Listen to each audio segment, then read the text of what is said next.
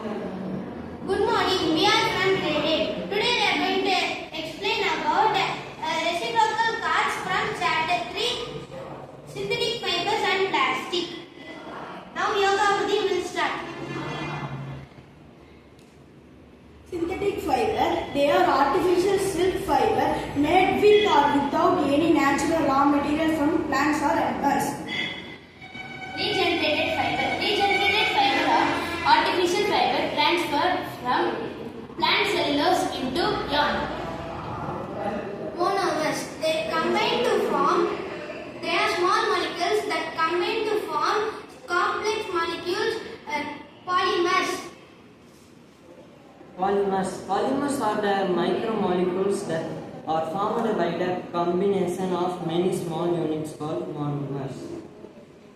Plastic is a polymer that can be recycled, colored, reused, molded or brought into various other shapes. Polymerization, the process in which reactively small molecules called monomers combine chemically to produce a very large chain-like or network molecule called a polymer. Thank you.